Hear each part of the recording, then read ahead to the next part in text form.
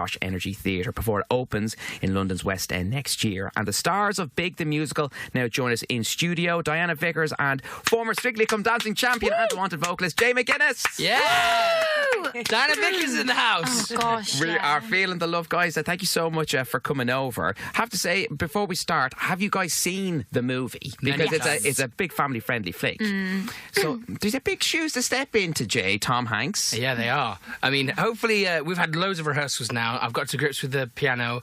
And I have watched Big. Well, I watched it a lot as a kid, but I've only watched it once since I was cast as Josh, because I don't want to, try and do an impression. I feel like no one's going to do Tom Hanks as well as Tom Hanks. Well, you're no Tom Hanks, babe. But... I agree. And you know what? You're not a bad Susan. I do. But yeah, I think we're having a lot of fun with it, and we'll see what people think. Had you met each other before? Had you ever crossed paths before Big?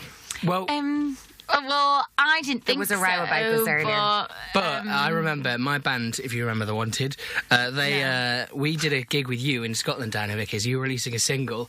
And how long ago was this? It's got to be like 2012, 13. Okay. Is that about right, when you were doing singles? Yeah, okay. And we made a little song about you, but I can't remember what it was. Because it was obviously really mean and horrible because you're a horrible little man.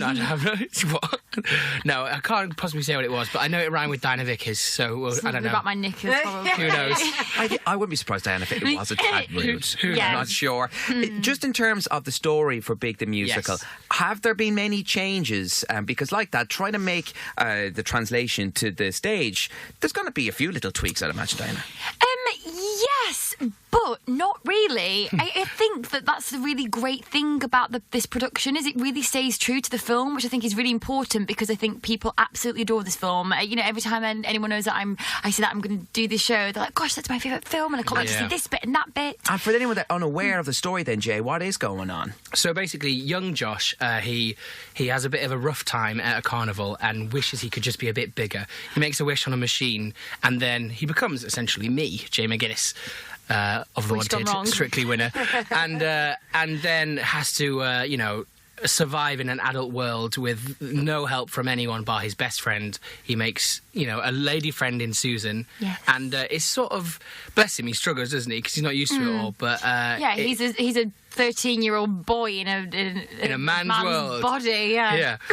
But it is. I hope that it's very heartwarming as well as funny. I've laughed so much through rehearsal that I barely get my lines out, and I hope the audience do as well. It is good. It's a really good script, and the score is so beautiful. Yeah, there's some great songs, kind of like really fun, kind of big songs, and great. Like the choreography is fantastic. Yeah. I'm really. Yeah, it's gonna be magical. Now, Diana, it's not your first musical. Jay, is it yours? It is. Okay, so what has Diana been telling you about the life of musicals?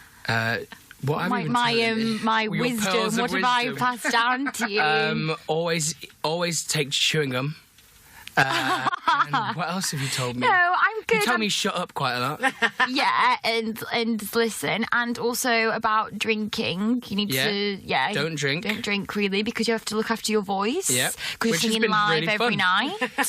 Yeah, I've made friends with water again. That's been a great experience. Yes, hydrate. Yep. Mm-hmm. So, guys, the two of you are very much in the public eye, but bearing in mind that you are out and about and people have the old camera phones and that, what is it like being very wary? Like even going into a restaurant when you're out and about, there's always people potentially prying. I feel quite lucky. Everyone's always pretty nice. I think like when I was a teenager, it was always quite excited teenage girls. Since Strictly, it's a little different. And now also the teenage girls have been to uni and left. That's kind of weird. I've seen them grow up. But then also you've seen all these teenage girls. I was a teenager as well, and now I'm like, what are you doing? So they reflect cinema girls. Yeah, but they're all like, I remember when they were like, and now they're like, oh, I've just graduated uni and got a kid, and I'm like, oh wow, that's cool. But I've been really lucky, and I think now that Strictly's happened, that's a load of other like. But were you even taken aback how much your life even came under the microscope off the back of that Strictly win? Yeah, actually I was. I think in the band I sort of got on with it and ignored it, and especially some of the guys that had like high profile relationships, that's when it gets a bit tricky.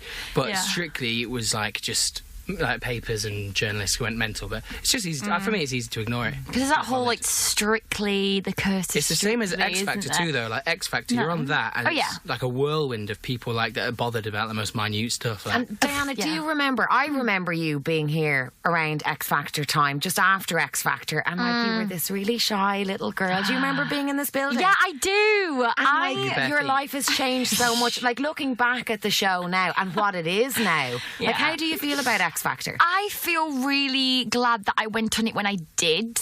I think that it was quite new and fresh, and Cheryl just came into town, and it was good. Yeah, and it wasn't, obviously it was a TV show, but I was thinking, there was never kind of like a comedy performance on my show. What do they call them? Like the something acts? The novelty act. Yeah, the novelty act. Well, my sister joked that it was me when I said this, that I never knew. Thanks, Charlotte Vickers.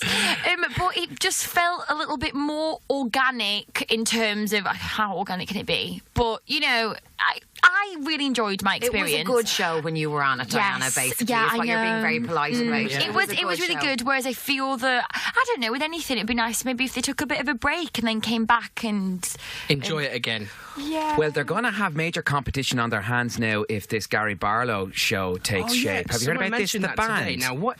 Tell me what that is. So Graham Norton is going to present it, and it's rumoured that it could go out. It'll be a weekend show, but they're not sure when about in the schedule. It's called The Band. So Gary Barlow is essentially going to be the Simon Cowell, like he was in the X Factor, and he'll also write the songs for a new boy band.